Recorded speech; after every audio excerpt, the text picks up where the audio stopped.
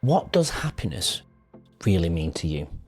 Is it something that we chase, something we create, or something we learn to recognize in the middle of everyday life? And in a world that feels louder, faster, and more distracted than ever, how do we come back to what truly matters? First of all, welcome back to Leading Our Own Way, where we share powerful stories of resilience, growth, and purpose. In this first part of my conversation with Richard Clarke, and fellow Brit, also living abroad in the Spanish islands, I love it. we explore really a lifelong fascination with what I love, happiness. I'm sure we all do. But really what shapes our sense of well-being, and why meaningful action, kindness, and helping others can transform the way we live. We also touch on routine, social media, purpose, and the deeper foundations of a fulfilling life. I think if you're going to enjoy this episode, please make sure you follow the show, share it with someone who needs to hear it, and please leave a review on this platform that you listen to on. It really helps us reach more people with these conversations, which hopefully will make people happy more as well. Let's get into part one with Richard Clarke. He's now a good friend, and I think you're going to get a lot out of it. Can't wait for you to hear it. Here's Richard and myself for part one. And we've got part two coming on Wednesday. Welcome to Leading Our Own Way. I'm your host, Andrew White, and this is the podcast that unveils captivating narratives of resilience and personal triumph. This podcast is for anyone seeking inspiration and insights on overcoming life's challenges. Follow and subscribe, and then we can lead together forever. Before we dive in, I want to give a big, massive shout out to our now new proud sponsor, Eshu Skincare, a brand that truly aligns with Leading Our Own Way. This Australian-born company is dedicated to keeping skincare simple, effective, and straightforward. They've made waves in the US, even landed in Macy's and over 300 stores, and now they're back with a renewed focus on healthy skin and real results. If you want authentic skincare that fits your lifestyle, check them out in the show notes. Thanks to Eshu Skincare for supporting real stories and mental fitness on Leading Our Own Way. And if you're interested in sponsoring like Eshu Skincare, drop us a message. We'd love to connect. Richard Clarke. Here on Leading Our Own Way, we talk about happiness quite a lot. It pretty much comes up in every episode. From what I know of you, Richard, you're obsessed with happiness. Why are you so obsessed with happiness? Why am I obsessed? Fascinated. I prefer to say I'm fascinated by it. And I am. I am obsessed with it. Yeah. So, so when I was 15, I didn't know what A levels I was going to do, right? And so the school sent me to a careers advisor, and they sat me down in a room and they said, like, what job do you want to do at the end of it? And I said, look, I have no idea. And they said, well, okay, what industry? And I remembered saying to him, look, I don't know. All I know is I don't want to work in an office.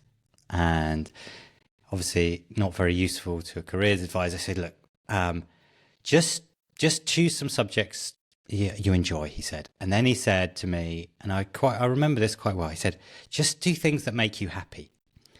And when I was 15, I just, at the beginning, I think I just used it as an excuse for everything I did. Oh, I'm going to do this because it's going to make me happy. And so I chose 3 A levels that made me happy. I went traveling in my gap year. I then chose a degree that I enjoyed because it made me happy. And then when I finished university, all my friends went off to the city to do like these graduate training schemes and stuff like that. And I thought, what would make me happy? Obviously, going to work as a barman in Turkey.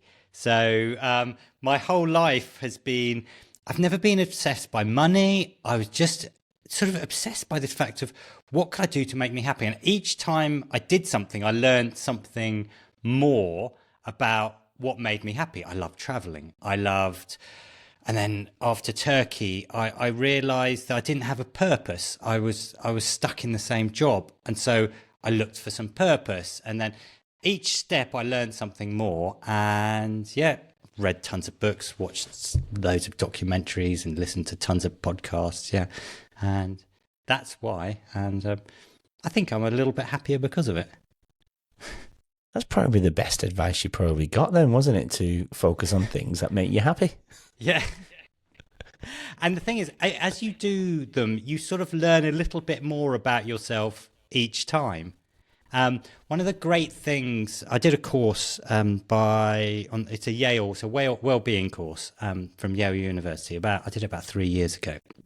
I think I started the same one, you know. All right, with Laurie Santos. It was it an online? Mine was at COVID time, and I did it online, but I didn't actually speak or meet anyone. But I think it was through Yale. Yeah. It's an online. It's the biggest university course ever. 5 million people they've just announced that 5 million people have done it. Right, it's the most successful course ever done in America. And one of the things each week you get given a thing to do. Be kind this week, and you have to be kind every week, every day to someone. One of the things they teach is something called savoring, where if you're enjoying something, you stop and you let yourself enjoy it. You think to yourself, why am I enjoying this? And then you think about it. And just that practice teaches your brain what actually is important for you. And I learned things like, do you know, I love going for walks outside, but I love it even more if I'm with somebody else. Right. And so therefore you do more of the things you love. Yeah, I love it. I loved it. It's funny you bring it up because one of my former guests said, just try and it probably feels really weird to do, but I've tried. Sometimes you forget because of how early it is in the morning when you're just waking up. But he actually said, as you're waking up, smile. Like, if somebody sat with you or lying next to you, they might think you're weird. Why this person, your partner's got their eyes closed, but they're smiling away. But try and smile because the brain knows you're smiling, but it doesn't know why you're smiling. So for the rest of the day, you're training your brain to smile, which will obviously send out positive vibes to the world, and therefore you'll attract a positive energy coming your way for the rest of the day. Not going to necessarily be perfect, but it might have been better than if you didn't smile. Yeah. It probably makes a tiny bit of difference. Mo Gaudat, he wrote a book called Solve for Happy, and he's got a mission to make 1 billion people happy. And every night, before he goes to bed, he watches a little bit of Michael McIntyre because it makes him smile. Yeah. My thing at the moment is watching Entourage because it makes me smile. It's a show from America. I don't know if you know what it is, but it's a loved it. It's one of the only series I've ever got right to the end. Yeah. Another thing we've got in common. Love it. Yeah. The film's rubbish though. Don't watch the film. The film is rubbish. Don't watch the film. Yeah. I know, but to complete it, you kind of have to watch it, don't you? You know, because I just love the fact that Turtle's done so well. Yeah.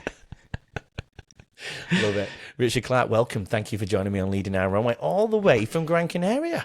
Yeah. A fellow Brit that's also decided to leave the British shores. Yeah. Why did you leave the British shores then? Why did I leave the British shores? So after university, I went travelling for many years. And then I decided I'm going to go back to Britain and I'm going to settle down in Britain. So I became a project logistics controller for Ericsson. And did it make you happy? It certainly did not. No. Controlling logistics is not your idea of a dream. But that wasn't the problem. It was the year 2000, and that winter was the wettest winter in history on record. And I happened to live in the wettest town in the country. And so I'd just been traveling for 4 years and I came back and it was just brutal. It was a horrible winter. So I said, my wife and I said, right, we're just going to do one more trip abroad. And she was a teacher, looked in the TES, which was where they advertised jobs in those days. And there was only one job available that week and it was in Gran Canaria. So she applied for it. I like windsurfing. Gran Canaria is really good for windsurfing. So we thought, well, let's go and do a couple of years in Gran Canaria and then come back to the UK and settle down. And we came here, never left. Yeah. How many years ago was that? 25 years this year. Wow. You've got no Spanish twang. Hey, I'm not gonna do my Spanish accent. I was just about to, then I thought highly inappropriate. Never. Everything's open here on Leading Our Way. But you know, it's funny because when I'm speaking to my friends in the UK, I can actually hear myself go up at the end of a sentence, you know, like the Aussies do. Like you're asking a question and you're not asking a question, but you're going up it. Oh, I can't stand it. No offense to my Australian audience, but because, you know, 85% of them on Spotify are from Australia. But no, I can't stand myself going up at the end of sentences. So I try and, when I'm speaking to fellow English people, I try and not do that. So if you catch me, give me a nudge anyway. Yeah. But no, thanks for joining me on my journey. We came across each other on LinkedIn somehow, didn't we? Just the algorithm kind of brought us together, probably through the word happiness, to be fair, and those type of core values. I do actually always start there because the name of the podcast is Leading Our Own Way. I ask the guests how they would consider how they are leading their own way. So I suppose that question is to you. How are you leading your own way today, Richard? Do you know what? I decided a few years ago. I didn't decide. I about 10 years ago, I tried to work out what actually makes me happy. And after a sort of a good week of just like sitting down and hammering out in my head, I realized that I'm happiest when I'm helping other people and actually making other people happy. So what I try to do every day is just try to make someone else a little bit happier. That's what I do. And hopefully just by doing that, everything else will fall into place. Yeah, I think that's how the brain likes to complete its loop, doesn't it? You know, they say about people who are over empathetic, and I say that not in a way that you shouldn't be empathetic. Of course, we should be empathetic, but when we're very constantly empathetic, for me, I always explain to people when I'm doing talks, I always go the difference between sympathy, empathy, and compassion. And sympathy is kind of like, you know, you feel sorry for that person over there, but that's where it kind of stops, right? It might be the position or the situation where you can't do anything else or even go in any further about thinking about their position, but you just feel sorry for that person. And then empathy is trying to imagine yourself, obviously, in their shoes and kind of half stepping into that circle with them and feeling and holding space for them. But if you're doing that constantly, that's where you can go into that depressive or negative state yourself long term, because we're never going that extra step where compassion comes in and completes the loop by actually putting yourself in a physical, sometimes financial, sometimes emotional space to actually help them there in the moment, you know, wherever that may look, you know. And I guess that's kind of what's your perception of all of that? What do you feel the difference between compassion and empathy is? I mean, I know everyone has a different perspective on all of this, but it sounds like you're actually going to that compassionate level to physically, on a professional level, make and help other people be happy, if that makes any sense. Honestly, I hadn't thought of it in that way. It's very Does it make sense what I'm saying, though? It does, yeah. The different levels of it, and I think there's a time for all of them, and absolutely. Yeah. But you, because what do you do on a daily basis then? Well, how's that your purpose now? What do you do to, I suppose, help other people? Oh, it can be simple as if there's someone outside the supermarket who's wants some food, I'll buy them a sandwich while I'm in the supermarket and give it to them as I leave. It's simple as letting someone out at a junction when you're driving because no one else is letting them out. Tiny things like that. Yeah. But also, my wife's had a tough day at work, making sure the house is like nice when just little things. And then when I'd sold my company last year, but when it was in the company, it was just, I had a thing where I had to compliment somebody every day. It was on my tick list. I had a task every day and I had to compliment someone. So I would look for opportunities to say nice things to people. Yeah, I love that. Do you think we have to be happy with ourselves in order to be in that headspace to do what you've just said, though? Tricky question. I try to be happy. I'm not happy all the time. Obviously, if I was, I'd be a psychopath. Yeah. But I find that when I do help other people, even in my grumpiest stage, if I help other people, it like helps me bring me out of that grumpiness, helps me bring it. Yeah. But it's difficult. It's more difficult when you're in a high, and you it's much easier to make other people happy. When you're on a low, it's you don't really want to. You just want to be by yourself. But I think taking that, make it more of an effort. Yeah, I think so for sure. Do you have a routine that sets yourself up for the day to, I suppose, go down that happiness road for the day each day? There are lots of things I do, right? So the interesting thing about there are tons of things that make you happy, right? Like eating well, sleeping well, doing exercise, going outside, all of those things. Yeah. Look at my books. That's what I talk about all the time. All of those things together will actually make you happier, right? So I build those into my day. Yeah, I make sure I do exercise. I make sure I go outside. Social media is a happiness killer. So I keep off that as much as I can.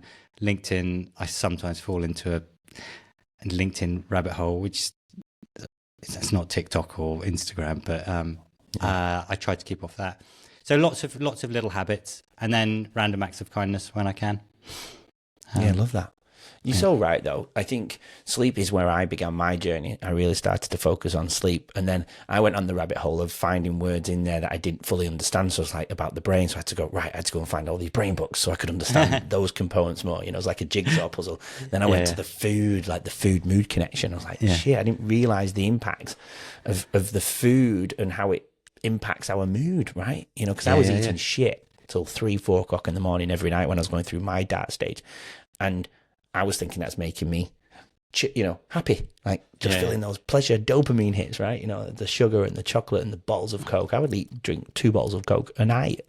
Wow. And like the big ones, maybe not a night, maybe at least I'd put half of it back in the fridge for the next day. You know what I mean? But I was in that rabbit hole, and when I made the change, I didn't know it until I read the book, but I'd already made the change. But I realized then the trajectory going forward where, the impacts of the sleep, even the food on the impact of that sleep that night, things like that. And the social media, you spend a bit of time on a few reels here and there, or checking what everyone else is up to, and all of a sudden half an hour's gone by. Sometimes an hour's gone by, and you're like, this is so even doing this podcast, I have to do social media to promote the episodes, but I put it on Buffer, schedule it goes out buffer.com, and it goes out to all the platforms, and I actually don't see it. I don't even look at the data on it. Data for the English. I don't even look at data because I'm in Aussie. I don't even look at the data on it anymore. I just put it out there, and a lot of people will thrive off that and go, well, you need to use that as a business mechanism to see if you can grow. I'm like, I'm all right. It will find the people it needs to find, Oh, man. Yeah, we should definitely dig into it. Tell us a little bit about what you do then every single day professionally for a job at the moment.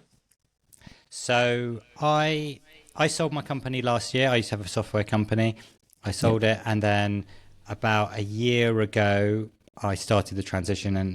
And what I do now is I show other companies how to make their teams happier.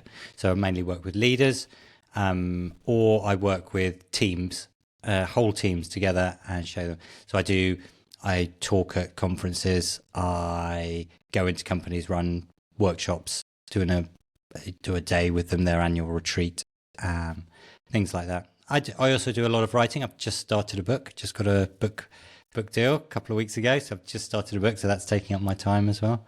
Nice. What's the book about? It's about this. Love it. How to be so happy. Kind of all your workshops. Yeah, and this is where I do connect with you so much, because I'm really passionate. I left the teaching industry about 4 years ago, became a casual teacher so I could do this and write my book, How to Lead with Purpose. And I really wanted to show the leaders how you can impact people's lives negatively. Is probably the angle. If you're not leading with purpose, this is the impact you have on these people.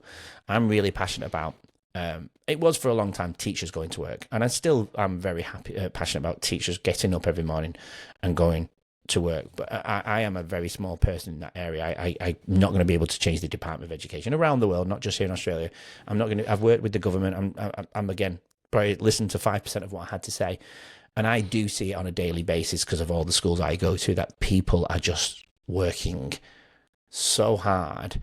And it's not that they're looking to get something out of it, but they are drained. We could, I speak to a few people, and we could give them 30 grand extra, 40 grand extra, but I don't agree with that. I think that's just another dopamine hit. After a year or two, they're going to get used to that increase of wage, and it's all then becomes relative. Their way of lifestyle will increase. They'll buy more things and whatever they may do, and they'll just get used to that new baseline, right? I think we need to reduce workload in the education system so these people can be happy, so they can actually focus on the job that they're supposed to be doing, is to go and actually teach these children rather than ticking the boxes. And I know that's the same probably in health and in the corporate world and so on. So I'm very, very passionate because of I told you on the pre-chat many months ago that, I was in that workplace bully scenario, and then I entered another toxic workplace that wasn't a bully scenario, but just a toxic side of leadership. So I'm really passionate about people getting up and going to work happy, which leads to getting up and just being happy, I suppose, right? Not just for work. It goes deeper than that. If I could write a prequel to that book, people can only lead with purpose if they're living with purpose. And that's why I mentioned about the morning routines or understanding your purpose. And for me, happiness is kind of like a threefold. I try and dissect happiness. And, I've interviewed a neuroscientist that would talk about happiness being kind of an emotion. It's not one of the 8-9 survival emotions. Love, trust, and enjoyment and excitement is all of those type of survival emotions. For me, happiness is more like a long-term state, and I put it into threefold. One being your purpose. What is your meaning? Why do you get up every morning? 2, enjoyment. Enjoy the things you do, kind of what you focus on. And then 3, being satisfied. So at the end of the day, it could be gratitude, reflecting on your gratitude moments, writing those what you're grateful for. But just be it. Even like I put it as an example, I enjoy playing basketball, but when the game's over, I'm kind of satisfied. If I wasn't, I'd be going to bed really sad that night because I wasn't satisfied. So that will then dig into that hole. So that's kind of, they're my 3 breakdowns of long-term happiness. And I say this to the children at schools as well. Like, you could really annoy me or frustrate me or make me sad right now, but it doesn't change my overarching happiness. Mm-hmm. Do you know what I mean? I'm still happy in life. You've just upset me for the moment, and I've got to move through it. Do you know where I'm coming from? Yeah. So I look at it in a very similar way, but it's slightly different. So the way I see it is that you have your base level of happiness. Just taking a very quick break to thank our sponsor, SU Skincare. If you haven't heard of them, SU Skincare started right here in Australia, using Australian ingredients to make skincare straightforward and accessible, especially for men who want results without the fuss. Their journey took them all the way to the US, where they were featured in Macy's and over 300 stores. Now they're back with a fresh approach, focusing on healthy skin and authenticity for everyone. I'm proud to have SU Skincare as a sponsor on Leading Our Own Way. See the show notes for their website and to see how you can keep your skin healthy and confident. And if you're interested in sponsoring like SU Skincare, drop us a message. We'd love to hear from you. Now, right back to the episode. Whether, let's say, and that's, you could ask yourself, how satisfied am I with my life at the end of the day, right? Whether it's 5 out of 10, 6 out of 10, 7, 8 out of 10, right? Now, naturally, we all have a base level. So I might naturally be a 6, okay? But by doing certain things, going outside, hanging out with friends, having a purpose, I can move my base level up to 7, and that's the sort of the level if nothing else happens. And then during the day, it fluctuates around that 7. So you play your game of basketball, great. You then lose your game of basketball, so it drops. That's true. Drops below the 7. But what I try to work out is how to lift that base level so that when you have your bad times, it doesn't doesn't drop down to a 4 or a 3. It just drops down to a 6 or a 5.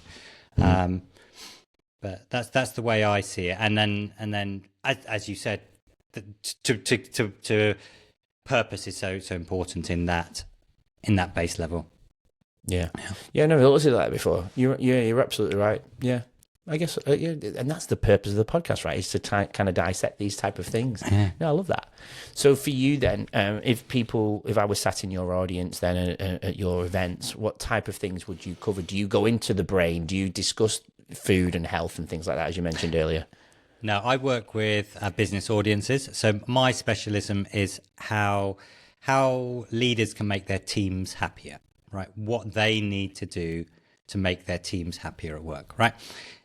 And the bottom line, you can't actually force someone to be happy, right? What you can do is you can create this environment in work where they're just more likely to be happy. So I'm just telling them what people need at work, and then what a leader needs to provide so that their team are likely to be more happy. And when they're more happy, they collaborate more, they innovate more, they're more creative, they're more productive. So it's all the good business stuff. So it's in your interest to make your teams happier. Yeah. So if somebody was listening here then going, fuck, get this Richard guy in our place, my boss is killing us. Yeah. What would you go in there and suggest? I mean, is there any prior knowledge that you need of the business, or is there a general perspective? Where would you go and sit in the business? Because I'm guessing everybody's different that you turn up to every single day, right? You know, everybody's different. Yeah. And the thing is, okay, so let me take it to the basics, right? So humans, this is according to the US Surgeon General, and this is their guide to well-being at work. Humans have 5 needs at work. All right? You need to feel safe at work. That means you need to feel safe that you're not going to get bullied, that you're going to get paid at the end of the month, you're not going to get injured.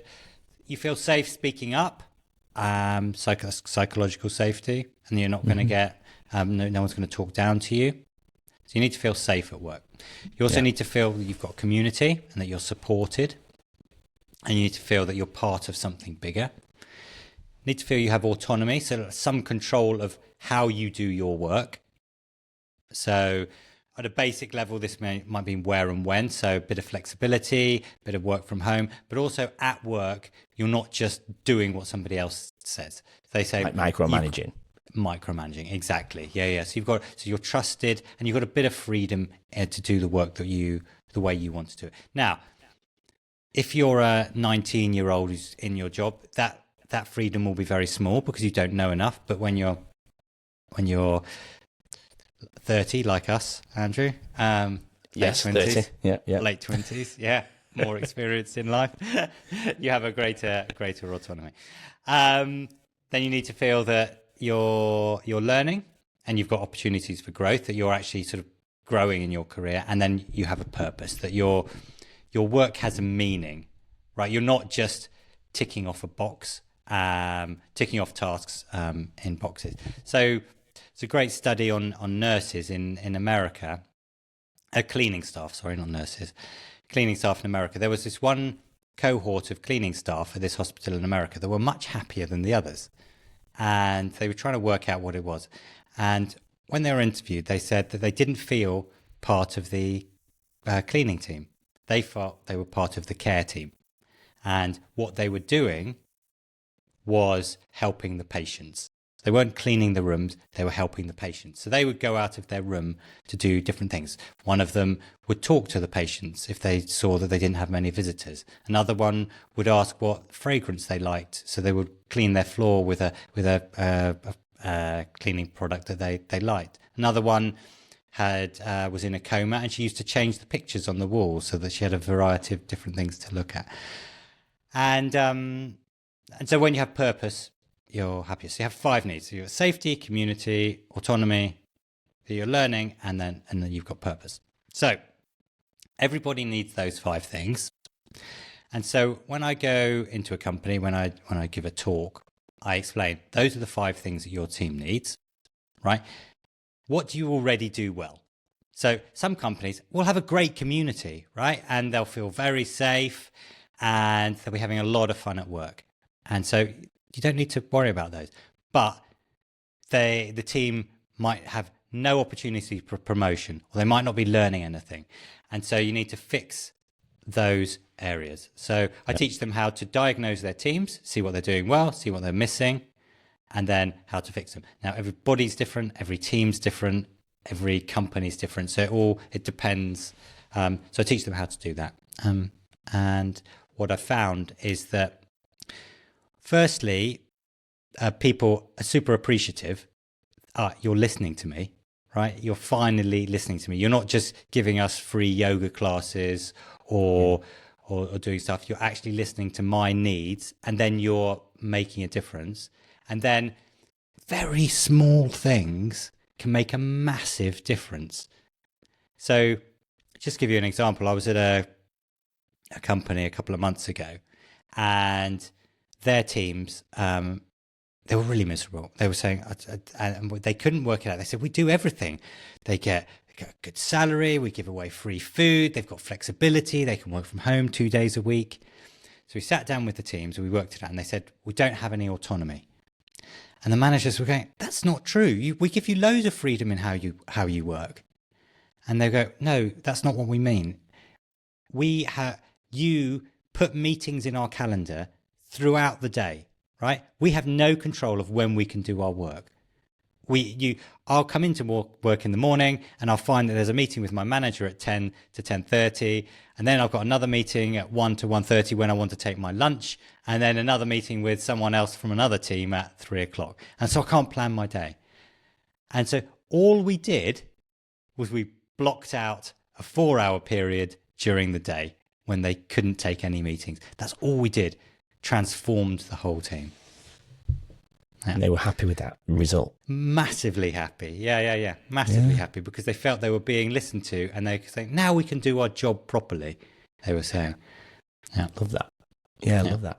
Have you ever had a client now it's just all out of whack and people are just toxic and sad and depressed, and you've really gone in there and just shifted around?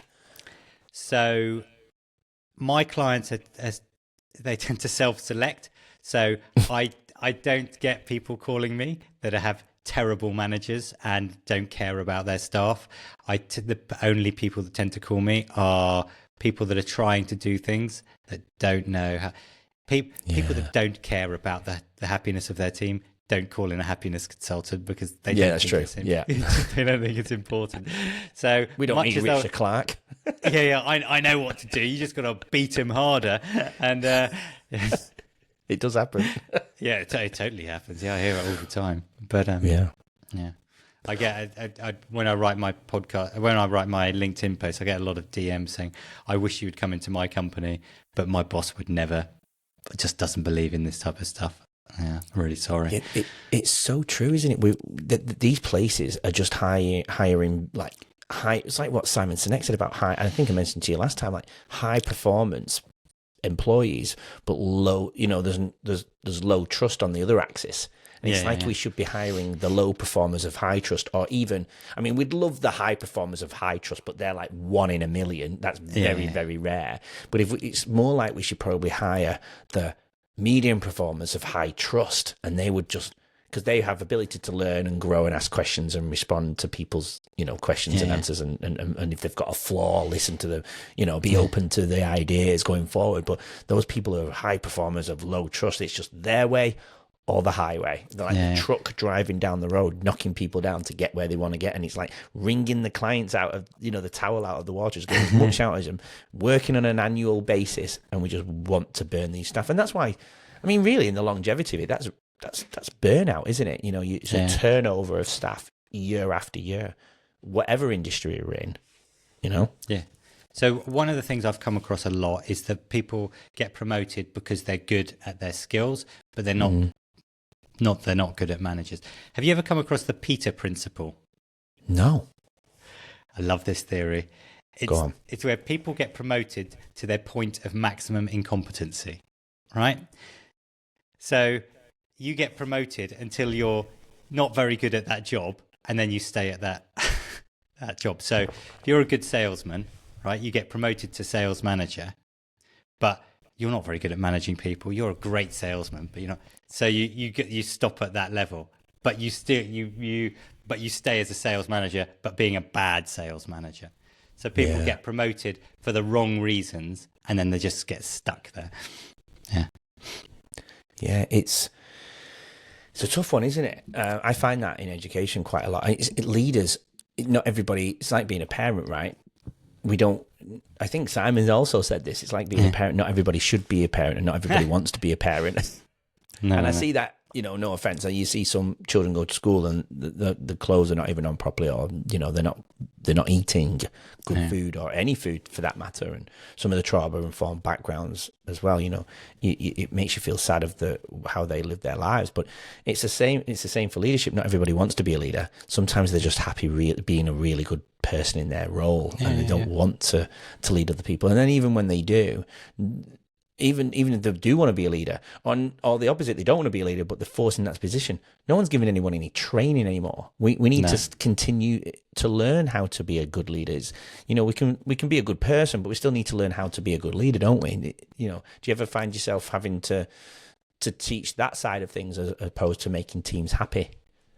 Yeah, that happens all the time, that leaders are put into role. They're not trained to be leaders in the first place. They're just they're promoted because they were good at their role. They were a good teacher, so they become a head of department, and then they've become a assistant head of a school, but they're not trained. And honestly, but there's no other. A lot of problems in the companies that I've worked with is there is no other career route. So you're a great salesman. You can't. That's it. You've hit it. You can't go any further. So they need a different route. If they don't want to be a manager, if they're not going to be a good manager, then they need a different route. But yeah, I see it all the time. Yeah, all the time. The brain gets bored eventually, doesn't it? And the brain wants to thrive, and that's where then depression does hit, or sadness, or mental health decline goes, because we're just sitting in boredom constantly. And boredom usually develops the creative mind, but if there's nowhere to be creative, that's when we might decline personally, and we need to challenge our brains and stress it out in a good way. Yeah. Definitely, that's part of the needs. That's part of autonomy, I think, is that you need to be challenged in your role. You can't just... Although, having said that, there are lots of people that are just happy to go to work and to do a good job and not to get promoted, not to learn. And if that stage in your life, happy with that. Yeah, if they're happy. Yeah. Yeah, absolutely. I found those people, that when those type of people have probably... Not always, of course it's not always, I'm generalizing, but they've been through something, right? They've been something so negative, they're like, you know what? This is good. I'm happy with this. Yeah. I'm content just doing this because I've seen the other side of it. I'm like, nah. You get, again, your leaders, and they step down from that leadership position, and they have perspective, don't they? They have perspective, and they go, you know what? I'm content being here. I've got a few friends who have done that. They earn the extra 40k a year, and they're like, you know what? Keep your 40k. Well, that was me. I don't want to be a full-time teacher anymore. You can keep your 25k extra. I'm going to just talk to lovely people like Richard on a weekly basis, so I don't have to go to... Because I'd still be working now probably if I was, let me tell you. And you know what schools are doing here as well? The department have made teachers stay to a certain time every single day, or a number of days outside of the meeting days. That's always existed, so I'm not worried about that. But they've made them stay on the other days outside of the meeting days till a particular time. But where's the trust? Because we all know these teachers are working at home on the computers till 9-10 o'clock at night when the kids have gone to bed. Kills me. They can do it at home, and they're quite happy to do it from home. Not that I believe they should do it from home. That's a different podcast episode. For you, though, you said you sold a company just over a year ago. Yep. Why do this then? I know your pivotal moment was your school counselor back in high school, and you had that discussion to find, what you're happy about, but why set up this business? Because happiness wasn't, this job, what you're doing now, wasn't what you were doing before. Why set up this? So I was a teacher like you for many years, and then I became a project manager. I used to run IT teams in India. I did that for, I think, 4 years. And while I was doing that, I had my developers in India. They were super talented, really, really clever people. But the quality of software that they were building was just not amazing. It should have been better. And so I had this theory. I thought, right, if I could set up my own team in Gran Canaria, and I could make them, well, at the time I said if I could make them friends. I was simplifying it because I didn't really know what I was doing in those days. And if I could make them friends and that they'd collaborate more, they'd have fun at work, they'd learn from each other, they'd innovate more. I thought if I could make a happy team, right, that we would produce better software, because I thought that's what's missing in India. They're not collaborating. They're not like getting on like friends. So I set up a company going 2014. I set up a company here. And it was great. I had it for, well, I grew, first couple of years grew to 15, 20 people. Everyone had great fun. We used to have barbecues all the time, had a lovely office. They were all friends, used to meet up outside of work. And I thought, do you know what? I've nailed it. And then 2016, I sent out an engagement survey to the whole team. And 50% of the team said they wanted to leave. And I was like, I didn't understand it. I thought they all reported happy at work, but 50% said they wanted to leave. And so we sat down with the team and we said, well, what's going on? They said, well, look, it's great here, but I'm not learning anything, and I don't know how to get a pay rise. I don't know how to get promotion. And it was at that point that I realized making people happy at work is more than just having a load of fun and getting on with your colleagues around you. It's a lot deeper than that. And so I began this journey then of like finding out what really makes people happy at work. And that's when I learned about psychological safety. I learned about learning. I learned about purpose. I learned about clarity and all of these things that I hadn't even considered. You don't know what you don't know. And so I spent years perfecting that, working out what actually made people happy at work, and then what actual things you had to do to fulfill those needs. How do you give people need purpose, right? How do you give people purpose? What simple things do you need to give people purpose at work? And so I did that for 8 years, learned an absolute ton. And then towards the end of my time in my business, we had very low turnover. Like our staff would stay 50%, 100%, double the time than other companies in our industry, and our staff were reported 20% happier. So other companies, our clients, started asking me what we were doing, and so I would going into our clients, and I was speaking in their companies, and they were learning from me, and that's how I got onto this journey, because what I did. And now I enjoy sharing what I've learned, and people seem to get a lot from it. I love that. So if I worked at your company at the point where you found out, 50% wanted to leave, out of that 50%, did any of them leave at that point or in the next year or so?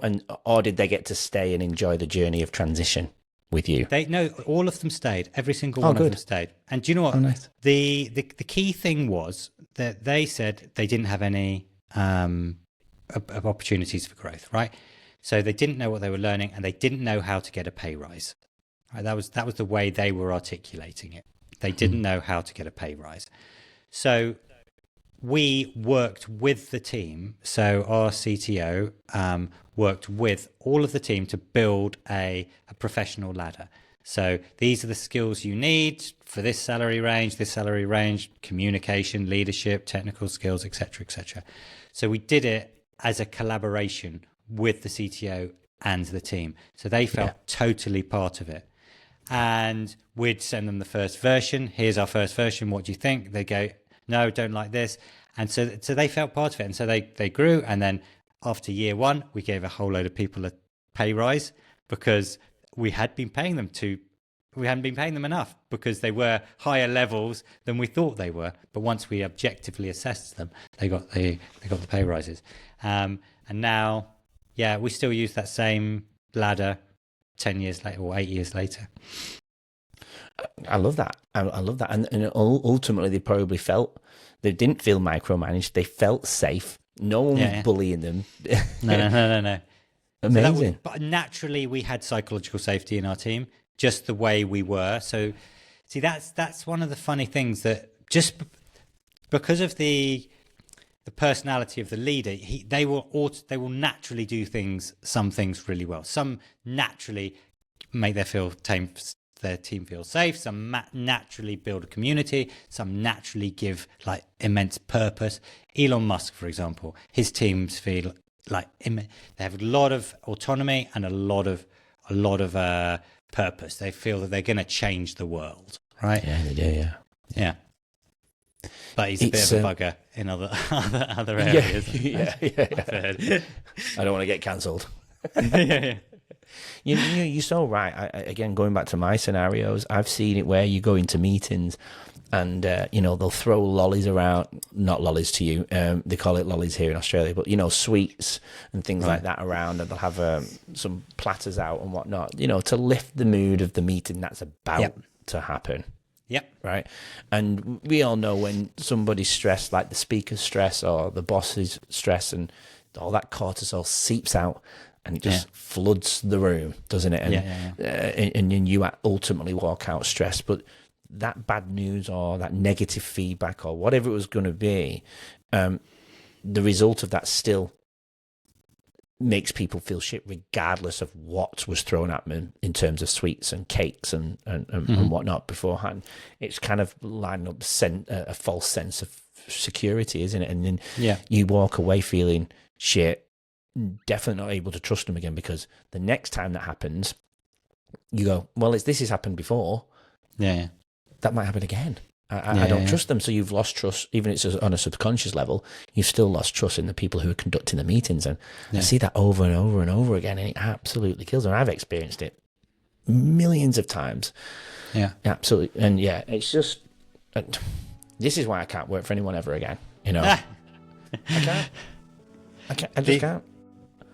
So we, about 4 years in, one of our management team, was very, very negative, right? So any meetings, they would find something that had gone wrong that week, and nothing went right, and it was bringing the rest of us down, and we were finding it very difficult to make progress.